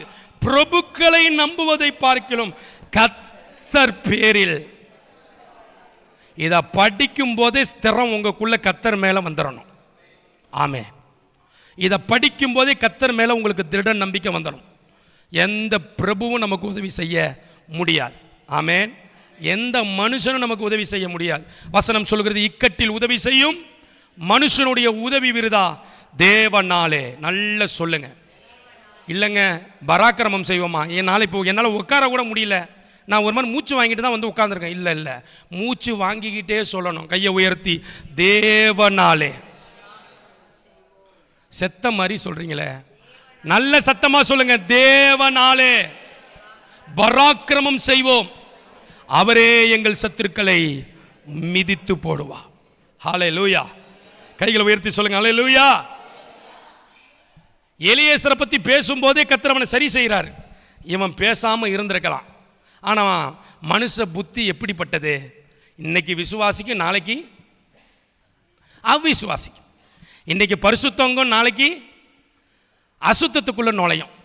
இன்றைக்கு ஆண்டவருங்கும், நாளைக்கு ஆண்டவராவது யாராவது அப்படின்னு போயிடும். ஆனால் கர்த்தருக்கு காத்திருக்கிறவர்கள் தான் வெட்கப்பட்டு போவதில்லை. ஆண்டவர் சொன்னார், எனக்கு காத்திரு. நேரங்கள் போகலாம், சூழ்நிலைகள் ஒரு மாதிரி இருக்கலாம், காத்திரு. இருதயத்தை பழக்குவிக்கணும். ஆமேன்னு சொல்லுங்க அல்லேலூயா. இதில் நீங்கள் உடைக்கப்படலாம், நல்ல செவி கொடுத்தோம். ஆனால் ஆண்டவர் என்ன சொன்னார்? நான் உனக்கு குழந்தையை தருவேன். அப்போ கர்த்தருக்கு காத்திருக்கிறேன் என்கிறவர்களுக்கு திசை திருப்ப பிசாசு பண்ணுகிற காரியம், அற்புதம் எப்போ நடக்கும்? கர்த்தர் தரிசனம் அதெல்லாம் அப்புறம் இருக்கட்டும், அற்புதம் எப்போ நடக்கும்?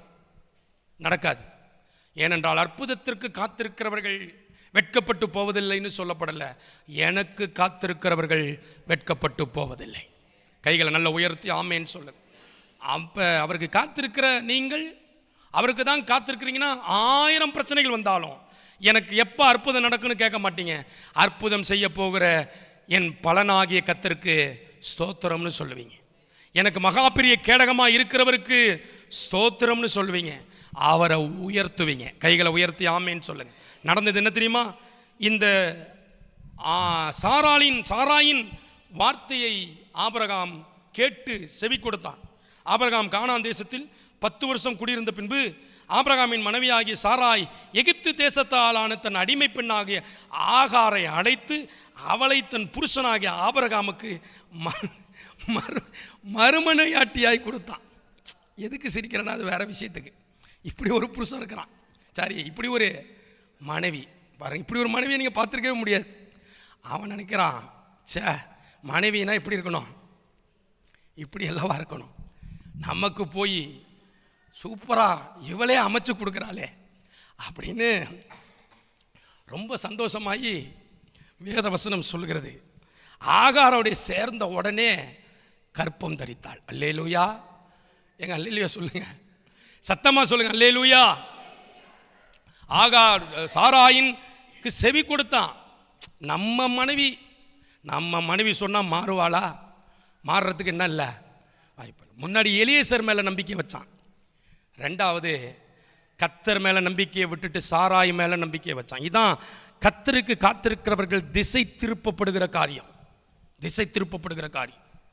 நம்மளுடைய கர்த்தருக்கு காத்திருக்கிறதுல நல்ல செக் பண்ணி தெளிவாய் நிற்போமானால் வசனம் மிக தெளிவாய் சொல்கிறது, நான் கர்த்தர். கையை உயர்த்தி சொல்லுங்க அல்லேலூயா.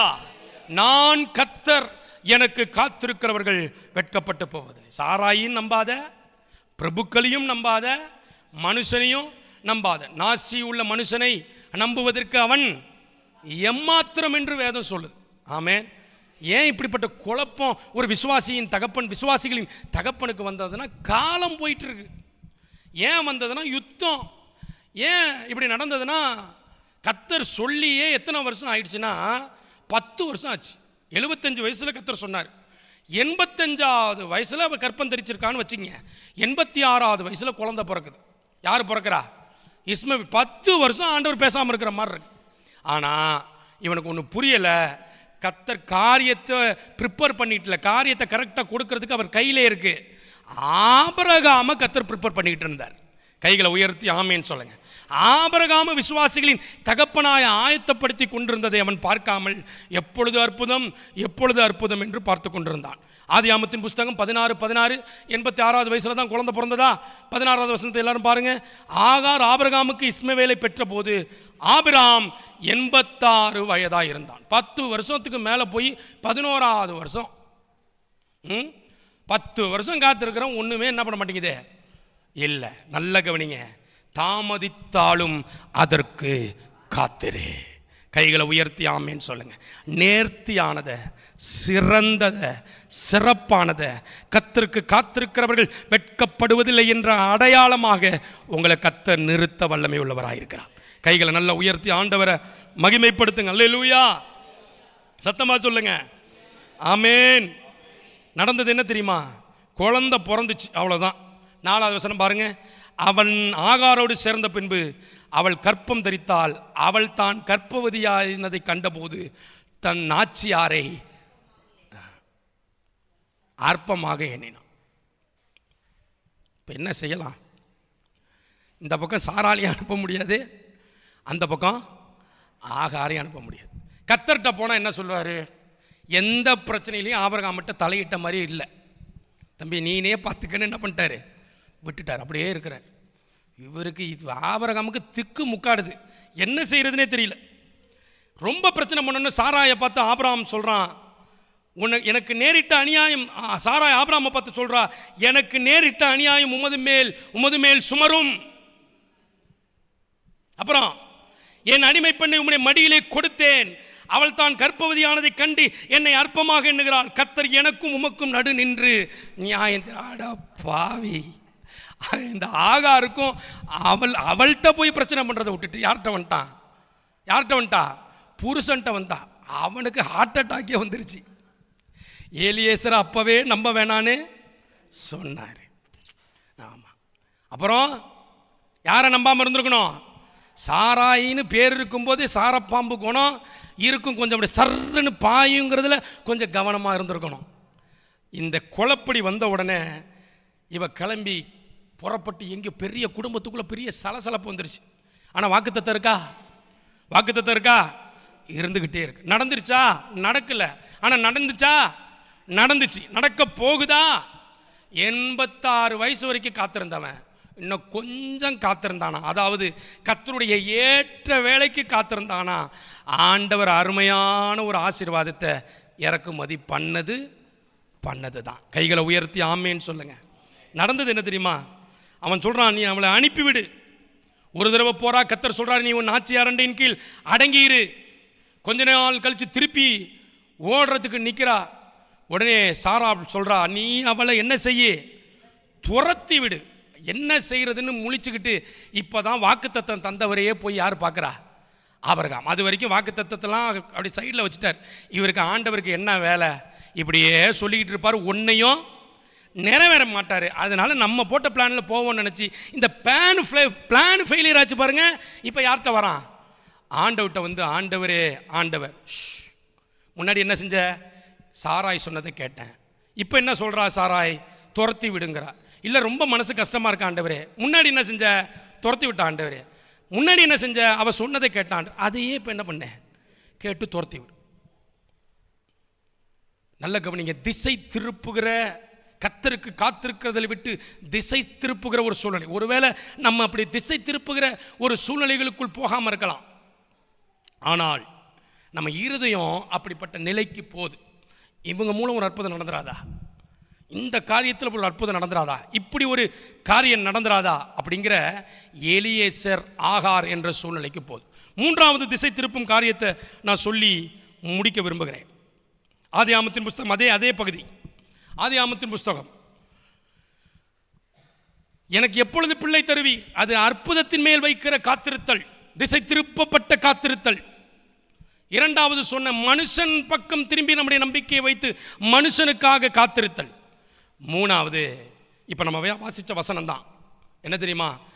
இந்த ரெண்டுமே இல்லாத சிலர் வாழ்க்கையில் வேறு ஒரு திட்டத்துக்குள்ளே இறங்க பிசாசு திசை திருப்புவான். என்ன செய்யலாம்? இது இப்படி காத்திருந்து என்ன செய்யறது? அந்த காலத்திலிருந்து எலியேசருங்கிறான், அப்புறம் சாராயை பார்க்குறான், அப்புறம் ஆகாரை பார்க்குறான். இப்படி வேறு ஒரு திட்டத்திற்குள்ளே இறங்கிறதுக்கு போகிறான். நல்ல கவனிங்க. இவன் யாரு? கர்த்தருக்கு காத்திருக்கிறவன். இவனுடைய அவசரம், என்னுடைய அவ்விசுவாசம், பொறுமையின்மை, குழப்பம், சந்தேகம் வேற ஒரு திட்டத்தை நோக்கி போகுது. இது எப்படிப்பட்ட காத்திருத்தல்? திசை திருப்பப்பட்ட காத்திருத்தல். அற்புதத்தைக்காக மாத்திரம் காத்திருத்தல். மனுஷனை பார்த்து கர்த்தருக்கு காத்திருத்தேன் என்று சொல்லுதல், அற்புதத்தை பார்த்து கர்த்தருக்கு காத்திருத்தேன் என்று சொல்லுதல், வேறு ஒரு திட்டம் போட்டு நான் கர்த்தருக்கு காத்திருந்தேன் என்று சொல்லுதல். இந்த 3 இல்லாம என்ன நடந்தாலும் நான் அசையாம காத்திருப்பேன் என்று ஒரு மனிதன் சொல்வானே என்றால் அவருக்கு காத்திருக்கிறவர்கள் வெட்கப்பட்டு போவதில்லை. கைகளை நல்ல உயர்த்தி ஆண்டவரை மகிமைப்படுத்துங்க. கர்த்தருடைய நாமத்துக்கு ஸ்தோத்திரம் உண்டாகட்டும். ஆதியாகமத்தின் புஸ்தகம்,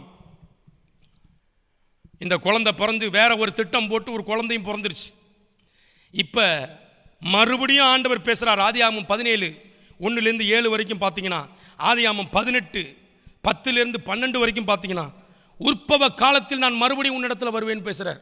பாருங்க, எல்லாமே ஆபிரகாமுக்கு ஃபெயிலியர். எலியேசருக்காக காத்திருந்தா அதுவும் ஃபெயிலியர். சாராள் பேச்சை கேட்டு அப்படியே நம்பிக்கையாக காத்திருந்தா அதுவும் ஃபெயிலியர். அப்புறம் கர்த்தருக்கு காத்திருக்கிறத விட்டுட்டு அற்புதம் எப்போ வரும்னு பார்த்துக்கிட்டு இருந்தால் 86 வருஷம் ஆயிடுச்சு. 75 வயசுலேருந்து 86வது வயசுக்கு வரைக்கும் வந்திருந்தான், அதுவும் ஃபெயிலியர்.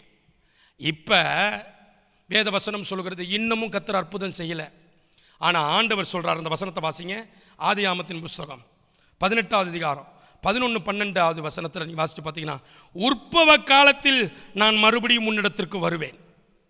ஆதியாகமத்தின் புஸ்தகம் 18வது அதிகாரம் 10வது வசனம், உற்பவ காலத்தில் நிச்சயமாய் உன்னிடத்தில் திரும்ப வருவேன். அப்பொழுது உன் மனைவியாகிய சாராளுக்கு ஒரு குமாரன் இருப்பான். இதை கேட்ட சாராள் பின்புறமாய் கூடார வாசலில் கேட்டுக்கொண்டிருந்து இதை பார்த்து சிரிச்சா. ஏன் தெரியுமா சிரிச்சா? 18-11 பாருங்க, தயவா பாருங்க. சூழ்நிலையை பார்த்து கர்த்தருக்கு காத்திருக்கிறத விட்டுறாதீங்க, காத்திருக்காம விட்டுறாதீங்க. 11 சொல்லுது, ஆபிரகாமும் சாராளும் வயது சென்று முதியவர்களாய் இருந்தார்கள். நீங்கள் இதை பார்த்தீங்க, வேற திட்டம் போடுவீங்க. நீங்கள் இதை பார்த்தீங்க, மனுஷன் என்ன செய்வான் நமக்குன்னு பார்ப்பீங்க. நீங்கள் இதை பார்த்தீங்க, கர்த்தருக்கு காத்திருக்கிறத விட்டுட்டு எங்கே போயிடுவீங்க?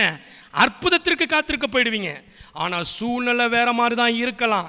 அதுக்கு தான் ஆண்டவர் ஆரம்பத்திலேயே சொல்கிறாரு, எனக்கு காத்திருக்கிறவர்கள் முதிர் வயதானாலும் பிள்ளைகளை பெறுவார்கள். கைகளை உயர்த்தி ஆமேன்னு சொல்லுங்க. முதிர் வயதானாலும் நடக்காத காரியம் நடைபெறும். உண்மைதானா? 14வது வசனம் சொல்லப்பட்டிருக்கிறது, கர்த்தரால் ஆகாத காரியம் உண்டோ?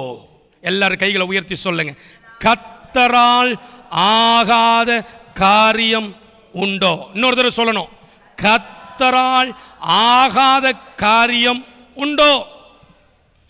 இதை தான் நீங்கள் சொல்லிக்கிட்டே இருக்கணும். கையை உயர்த்தி ஆமேன்னு சொல்லுங்க. 75 வயதுலேருந்து 86 வயதானாலும் நீங்கள் சொல்ல வேண்டிய ஒரே வார்த்தை முதிர் வயதாயிட்டுன்னு காட்டுவான் பிசாஸ். அப்புறம் என்ன செய்தார்கள்? ஸ்திரீகளுக்குள்ள வழிபாடு சாராளுக்கு நின்று போயிற்று. அதனால் சாராள் தன் உள்ளத்தில் நகைத்து, நான் கிழவியும் என் ஆண்டவன் முதிர் வயதுள்ளவருமாய் இருக்கிறாரே, எங்களுக்கு எப்படியா குழந்தை பிறக்கும் அப்படின்னு பிசாசு காமிக்கும் போது, நீங்கள் வேற திட்டத்துக்கு திசை திருப்பும் போது, அப்புறம் மனுஷனை நம்ப திசை திருப்பும் போது, அற்புதம் அற்புதம் அற்புதம் அற்புதம்னு திசை திருப்பும் போது கையை உயர்த்தி சொல்லணும், என் பலனும் கேடகமுமாய் இருக்கிறவரே, உம்மால் ஆகாத காரியம் ஒன்றும் இல்லை. கைகளை நல்ல உயர்த்தி ஆண்டவரை மகிமைப்படுத்துங்க. இப்போ ஆபிரகாம் நல்ல செட் ஆயிட்டான், நல்ல புரிஞ்சு போச்சு அவனுக்கு பயமெல்லாம் போயிடுச்சு. இந்த சாராள் தான் நகைத்தான் இருக்கு. இப்போ ஆபிரகாம் நகைத்தான் இல்லை, அவனுக்கு புரிஞ்சு போச்சு, என் ஆண்டவர் ஒரு அற்புதத்தை செய்வதிலேயே நிற்கிறார். ஒரே ஒரு காரியம்தான் நான் செய்யணும், என் கர்த்தருக்கு அமர்ந்து காத்திருக்கணும். கைகளை உயர்த்தி ஆமேன்னு சொல்லுங்க. என் கர்த்தருக்கு ஸ்திரமனதோடு காத்திருக்கணும், என் கர்த்தருக்கு திடமனதோடு காத்திருக்கணும். நான் விளையாண்ட விளையாட்டு, நான் குழம்புன குழம்பு, நான் பதறின பதற்றமெல்லாம் போகட்டும், நான் கர்த்தருக்கு காத்திருப்பேன் என்பதற்கான அடையாளம் என்ன தெரியுமா? சாராள் நகைத்தாள், ஆபிரகாமிட்டேருந்து ஒரு சத்தமும் வரல. இதுக்கு அடையாளம் என்ன தெரியுமா? ஆபிரகாம் கர்த்தரை விசுவாசிக்கவும் அவருக்கு காத்திருக்கவும் தொடங்கினான். கைகளை நல்ல உயர்த்தி ஆமேன்னு சொல்லுங்க. அல்லேலூயா, சத்தமா சொல்லுங்க அல்லேலூயா. நடந்தது என்ன தெரியுமா? ரோமர் 4வது அதிகாரத்தை திருப்புங்கள். 18 23 வசனங்களை நீங்கள் தயவா பார்க்கணும். ரோமர் 4வது அதிகாரம் எல்லாரும் தயவா திருப்புங்க. ரோமர் 4வது அதிகாரம் 18 23 எல்லாரும் நம்ம சேர்ந்து வாசிப்போம். உன் சந்ததி இவ்வளவா இருக்கும் என்று சொல்லப்பட்டபடியே தான் அநேக ஜாதிகளுக்கு தகப்பன் ஆவதை நம்புவதற்கு, சத்தமா சொல்லணும், நம்புவதற்கு உங்களுக்கு ஏதோ ஒன்று இருக்கு நம்புன்னு ஆண்டவர் நமக்கு சொல்லலை. நம்புவதற்கே என்ன இல்லை, ஏதும் இல்லாதிருந்தும் அதை நம்பிக்கையோடு ஆபிரகாம் விசுவாசிக்க தொடங்கினான். கையை உயர்த்தி ஆமேன்னு சொல்லுங்க. அல்லேலூயா. இது எதை காட்டுகிறது? கர்த்தருக்கு காத்திருக்கிறத காட்டுது. முதிர் வயதாயிட்டு அப்படின்னு நினைக்கிறவங்க சிரிப்பாங்க. கர்த்தருக்கு காத்திருக்கிறவன் முதிர் வயதானாலும் கர்த்தரை விசுவாசிப்பார்கள். அல்லேலூயா. கிழவியா இருக்கிறாளே மனைவி அப்படின்னு சொல்றவங்க சிரிப்பாங்க. கிழவியா இருந்தாலும் எனக்கு ஒரு குழந்தையை தருவார் என்று நினைக்கிறவர்கள் விசுவாசிப்பார்கள். நடந்தது என்ன தெரியுமா? வசனம் சொல்கிறது, அவன் விசுவாசத்திலே பலவீனமாய் இருக்கவில்லை. அவன் ஏறக்குறைய 100 வயது உள்ளவனாய் இருக்கும் போது, வசனத்தை பாருங்க, 19வது வசனம், தன் சரீரம் செத்து போனதையும் சாராளுடைய கற்பம் செத்து போனதையும் சொல்லுங்க எண்ணாதிருந்தான். கையை உயர்த்தி சொல்லுங்க, ஏதும் இல்லாதிருந்தும், சத்தமா சொல்லுங்க, ஏதும் இல்லாதிருந்தும் விசுவாசித்தான். செத்து போனதை எண்ணாதிருந்தான். மறுபடியும் சொல்லுங்க, ஏதும் இல்லாதிருந்தும் விசுவாசித்தான். கற்பம் செத்து போனதை எண்ணாதிருந்தான். அப்புறம் தேவனுடைய வாக்குத்தத்தை குறித்து அவன் அவிசுவாசமாய் சந்தேகப்படாமல் முழு நிச்சயமாய் நம்பி தேவனை மகிமைப்படுத்தினான். என்ன செய்வார்கள் நான் சொன்னேன், கர்த்தரை இப்படிப்பட்ட சூழ்நிலையில் மகிமைப்படுத்துவார்கள். அதான் ஆண்டவர் அவனுக்கு சொல்லித்தரார். என் பலனும் மகா பெரிய கேடகமுமாய் இருக்கிறவரே. அடுத்து என்ன, எப்படி துதிக்கலாம்? கர்த்தாவே, உம்மாலே செய்யக்கூடாத அதிசயமான காரியம் உண்டோ? கைகளை நல்லா உயர்த்தி ஆமேன்னு சொல்லுங்க. எல்லாரும் வாய்களை திறந்து மறுபடியும் சொல்லணும். நம்பிக்கை இல்லாதிருந்தும் விசுவாசித்தான். நல்ல அழுத்தமா சொல்லுங்க, நம்பிக்கை இல்லாதிருந்தும் விசுவாசித்தான். கற்பம் செத்து போனதை என்ன செய்தான்? நீங்க கற்பம் செத்து போன மாதிரிலாம் இல்லை, ஆண்களும் பெண்களும் ஆவிக்குரிய கற்பம், ஆளே செத்து போன மாதிரி இருக்கீங்க. நல்ல கையை உயர்த்தி சொல்லுங்க, கற்பம் செத்து போனதை எண்ணாதிருந்தான். அப்புறம் முழு நிச்சயமாய் நம்பி சந்தேகப்படாமல் கர்த்தரை விசுவாசித்தான். அது அவனுக்கு நீதியாக எண்ணப்பட்டது. இப்போ இந்த ஒரு வசனத்தை வச்சுக்கிட்டு இன்னொரு வசனத்தை பார்த்து, ஒரு வசனத்தை பார்த்துட்டு இந்த வசனத்துக்கு வரப்போறோம். இப்படி இருந்தான் பாருங்க, நீ திருப்ப வேணாம். ஆதியாகமம் 21வது அதிகாரத்தில் வசனம் தெளிவா சொல்லுது, கர்த்தர் தாம் சொன்னபடியே. எல்லாரும் கைகளை உயர்த்தி சொல்லுங்க, கர்த்தர் தாம். எவ்வளவு காரியங்களை தள்ளி வந்திருக்கிறான் பாருங்க. கர்த்தர் தாம். நல்ல சொல்லணும், நல்ல சொல்லணும். உங்க சத்தத்தை விட எதுக்கு நான் அப்படி சொல்றேன்னா, விசுவாசம் உங்களுக்குள்ள என்ன பண்ணணும், உருவாகணும். கர்த்தர் தாம் சொன்னபடியே கடாட்சியமாகி ஆபிரகாமுக்கும் சாராளுக்கும் ஒரு அழகான குழந்தையை கொடுத்தார். அப்பொழுது ஆபிரகாமுக்கு 100 வயது, சாராளுக்கு 90 வயது. சரி, இதோட விட்டுற முடியுமா? இந்த ரோமரை எடுத்து வச்சிருக்கீங்களா, அந்த ஒரு வசனத்தை பார்க்கணும். அவங்களுக்கு நடந்துச்சு, போனுச்சு, வந்துச்சு, அதனால இப்போ என்னங்க அப்படின்னு கேட்டுட்டு போயிடக்கூடாது. இதுதான் ரொம்ப முக்கியமான வசனம். யாராவது ஆண்கள் ஒருத்தவங்க சத்தமாகவும் பெண்கள் ஒருத்தவங்க சத்தமாகவும் வாசிக்கணும். அதுதான் ரொம்ப முக்கியம். அவங்களுக்கு குழந்தை பிறந்துச்சு, ஆபிரகாமுக்கு குழந்தை பிறந்துச்சு, சாராளுக்கு குழந்தை பிறந்துச்சு, ரேஷன் கார்டில் சாராளை ஈசாக்கு பேரை சேர்த்தாங்க, அதெல்லாம் அவங்க குடும்ப கதை. நமக்கு என்ன இதிலிருந்து ஆண்டவர் சொல்றாரு? வசனத்தை பாருங்க. ரோமர் 4வது அதிகாரம் 23. ஒரு ஆண்கள் ஒருத்தங்க எழுந்து வாசிங்க பார்ப்போம். எழுந்து வாசிங்க, வெக்கப்படாம எழுந்து வாசிங்க. ரோமர் 4:23.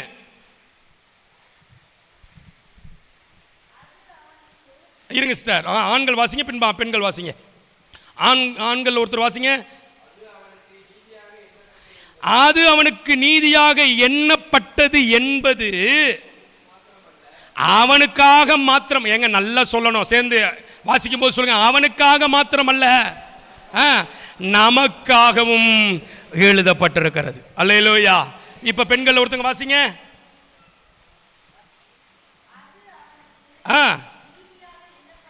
அது அவனுக்கு நீதியாக எண்ணப்பட்டது என்பது அவனுக்காக மாத்திரமல்ல, நமக்காகவும் எழுதப்பட்டிருக்கிறது. அப்படி எதை நம்பி அல்லேலூயா சொல்றீங்க? அவனுக்கு நடக்குதுன்னா எனக்கும் நடப்பதற்கு என்று எழுதப்பட்டிருக்கிறது. கைகளை நல்ல உயர்த்தி ஆமேன்னு சொல்ல. அல்லேலூயா. உங்க விசுவாசத்தில் திசை திருப்புகிற காரியங்களை தூக்கி எறிந்து, விசுவாசத்தில் விசுவாசிக்க ஏதுமில்லாதிருந்து விசுவாசித்து, நம்பிக்கையோடு சந்தேகப்படாமல், செத்த கற்பத்தை எண்ணாமல், என்ன நடந்துகிட்டு இருக்குங்கிறத பார்க்காம அவரை விசுவாசிச்சா, கர்த்தருடைய வசனம் சொல்லுது, நான் கர்த்தர், எனக்கு காத்திருக்கிறவர்கள் வெட்கப்பட்டு போவதில்லை. கைகளை நல்ல உயர்த்தி ஆமேன்னு சொல்லுங்க. நம்ம